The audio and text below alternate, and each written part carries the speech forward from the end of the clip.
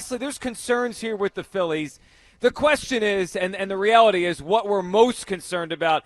Broads, welcome to the show. How you feeling this morning after the Phillies get rocked in Toronto? I can't stand this team. Like, they piss me off. I swear, I can't stand them. You're going to sound like the biggest Phillies optimist, I think, by 2 o'clock today, because I rip my hair out trying to watch him on a day-to-day basis. And by the way, here's Joe Ross, everybody. Have fun with your bullpen game. This team, I swear to you, they start off hot in that first inning in Game 1, and everyone's like, oh, okay, they just had to get out of that Milwaukee series. What the hell happened with the offense the other 26 innings, huh?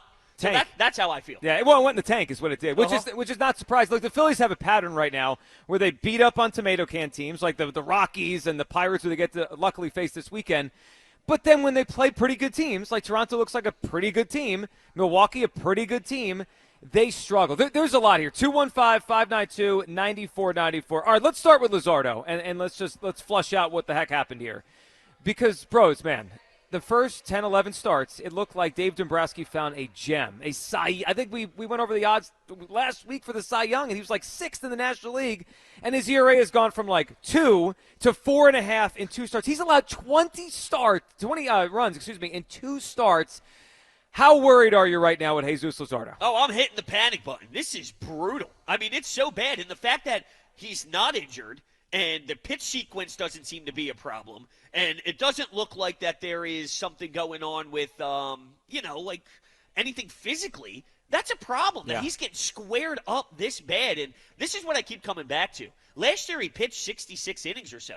He's at about 72 now. So I'm starting to wonder, is it the Ranger Suarez thing that we've been talking about over the last few years, which is he gets dead arm. He's just not at the point where he can survive the amount of innings that he should as a starter. And if that's the case, then we're in trouble, because he was supposed to backpack Zach Wheeler as a 1-2 punch, and now he's getting obliterated. This is garbage stuff. You can't survive with this. No, but it's historic to give up 20 runs in 2 starts. I mean, you watch baseball for another 100 years, and it's not often we're going to see that. So, look, I'm concerned a little bit because, and you bring up a good point, right? The back injury he had last year, hasn't thrown that many innings, all that. The stuff looks like it's still there, though, right? It's not like his velocity has dropped from 98 to 91. I don't think he's hurt. I think it's a couple bad starts. But to your point on this and why there is concern with everything, I saw this stat this morning. It blew me away. The Phillies, when they allow more than 2 runs, right? Like, that's not much, right? 3 runs in a game is not – they're 19-22 when they allow more than – so they need this starting pitching, Broads, to be really good. It's the only way they sustain winning is winning these like 2-0, 2-1, 4-1, 3-2. They have a below 500 record when they allow 3 runs or more in a game, which just feels like a hard way to live, man. Look, I'm my antenna's up on Luzardo. I'm not overly concerned yet.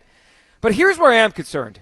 This offense is not what we paid for. I'll just put it that way. I mean, the Phillies offense is 4 guys. It is Trey Turner, who has ups and downs, but has been more good than bad offensively. Bryce Harper, who is not even having a typical Bryce Harper year. Schwarber, who's their best hitter, but he's cooled off lately. And Castellanos, who for the most part this year, I feel like he's just kind of been there. Not bad, not great.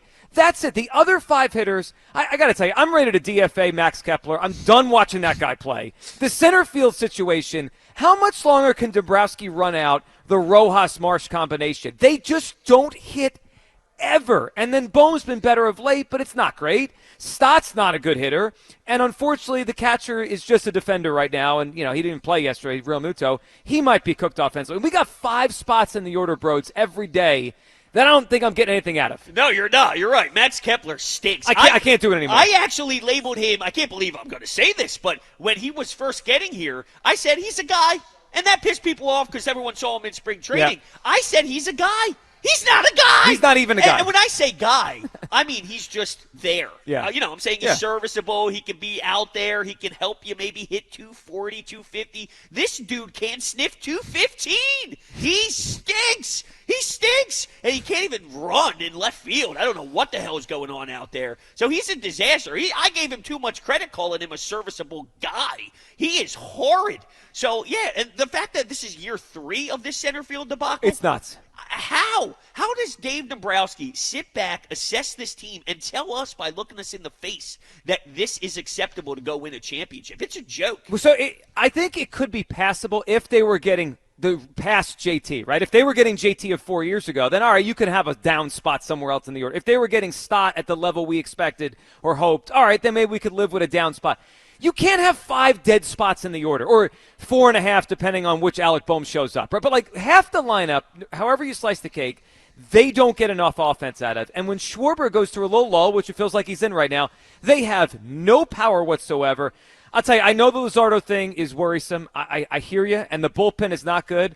Bros, I'm more concerned with the offense. Like, my biggest concern today as we move forward throughout the season at 215-592-9494 on this Friday, live from Riverwinds for the Ron Jaworski golf outing, I'm more concerned with the offense. Is it what's your biggest concern? Is it the pitching right now or the offense? It's got to be the pitching, because I've already transitioned emotionally and mentally to this team as being a starting pitching heavy squad, and that's what's going to carry you. A few years back, they were built to be a softball lineup, mash 1 billion homers, and you were going to outscore other teams by 1 billion. But you could see that Dave Dombrowski has tried his best to go in another direction, because maybe it just isn't possible to rely on that the way that they did.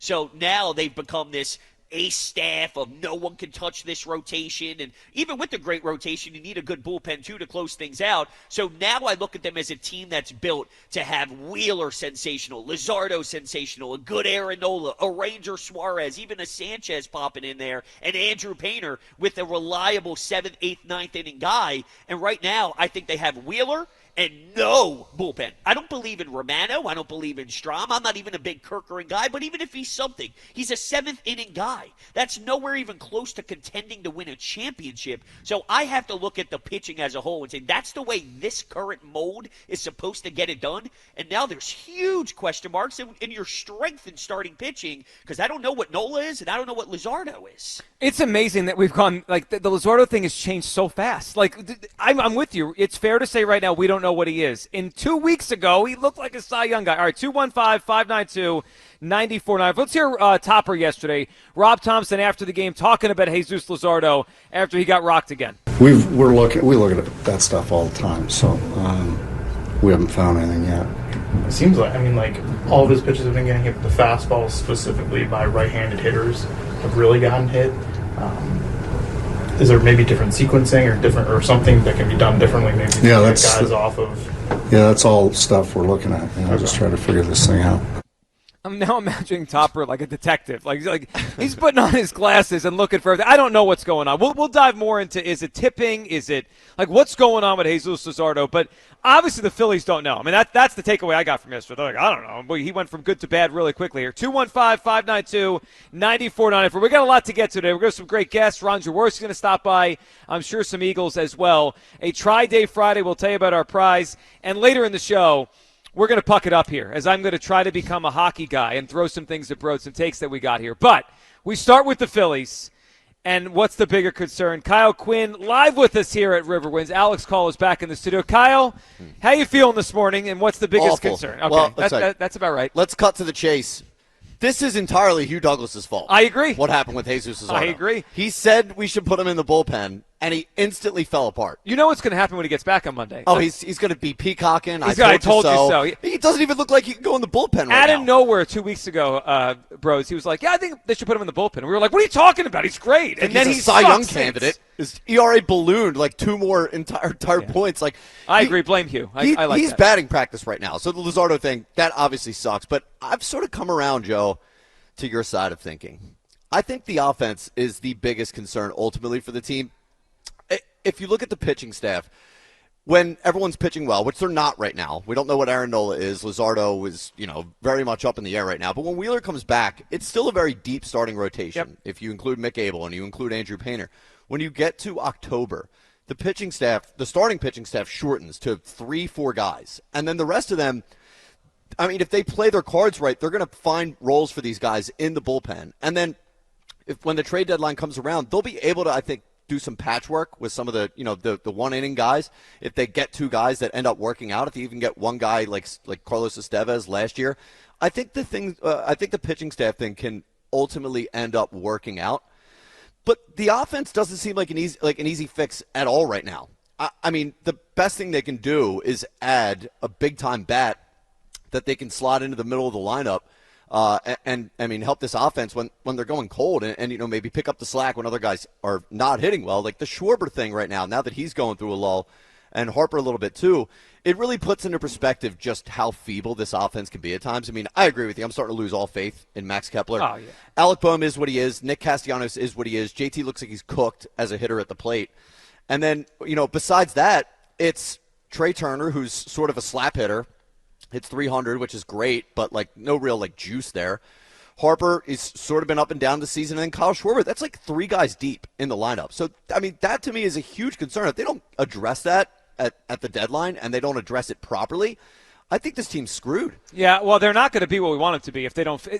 Something has to return to excellence here, bros. Like that, like they have nothing right now with the pitching down and with the Luzardo concern. They have nothing right now we could just hang our hat on except Wheeler. And unfortunately, right now this week he's out because he's him and his wife are expecting a baby, which he'll be back and he'll be great. But like for right now, I have nothing I can count on. Well, even listening to the whole discussion about what they're going to do at the deadline, of course they have to do something. But I'm so broken that I don't even think it's worth it. And I know you do it. No. I'm just you have to. No. I'm just saying there's so many problems that you can't fix it all. Knowing Dave Dombrowski's past here in Philly and where they are with Painter, and if they weren't willing to move these guys, Aiden Miller and Crawford in previous years, they're as close as they ever have been to the majors, so they're not going to move them now. So what could they possibly do at the deadline that's going to wow us to make this team a championship? Now, that doesn't mean you don't do anything. I'm just saying I don't see a world where they are going to actually be able to do enough to swing me to be not. Well, maybe they won't. All I know is this. Right now, the biggest concern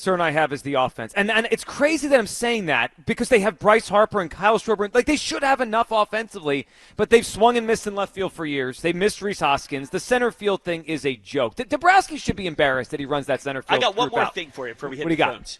This Boehm thing, listen, Boehm last year, I was never a Boehm guy. Last year, he won me over. He had 97 RBI, Yep. and he was hitting doubles left and right. Yep. You can live with that Boehm as a 6'5" guy who doesn't hit for power. That is a good third baseman that I could really work with. This is it's devastating what he's giving you. Now he's an 8-hole, 7-hole hitter. Yeah. That is killer. He used to protect Bryce. Not that I loved it, but he was definitely efficient and effective. Now he's a joke too. Boy. His lack of development, he and Marsh and Stott's lack of development has crushed them. I mean, it's because that was supposed to be the second wave of the lineup as years went on, and those guys just never got better. I mean, I guess Boehm's the best of those 3 guys That's hit why, offensively, yeah. but that's not great. No, and that's why whenever we talk, especially previous years, again, some of these prospects are ready now-ish, so we think. But the whole, you can't trade Miller, you can't trade this guy. Yes, you can. Boehm and Stott are the prime example of why you do. Not that I don't like Stott. I love his glove, but he needs to be way better at the plate. Yeah. So there's examples of what you're talking about, Miller and Crawford and this and that. That was Boehm and Stott, and now we're looking at them as not good enough. So I'm always willing to pay the price with prospects, but we'll see. If they're ready soon, then maybe we see them come up here and maybe we don't get disappointed this time around. Well, I hope not. 215-592-9494. We're live today from River Inns for the Ron Jaworski Celebrity Golf Outing. We'll have some guests coming up. We'll get to a try-day, some Eagles as well. But we start here. What's the biggest concern with the Phillies right now? Is it the pitching overall? You know, which we weren't including the starting pitching, but now we have to. I mean, Nola has got a setback, and we don't know when Painter's coming up. And obviously the Luzardo thing is you have to be at least a little bit like, huh? What just happened Hugh's there? fault. If not, I blame Hugh Douglas. I agree with that. Or is it I'm on the offense. I mean, they have 4.5 hitters, maybe 4, depending on what you think of Alec Boehm. It's not enough.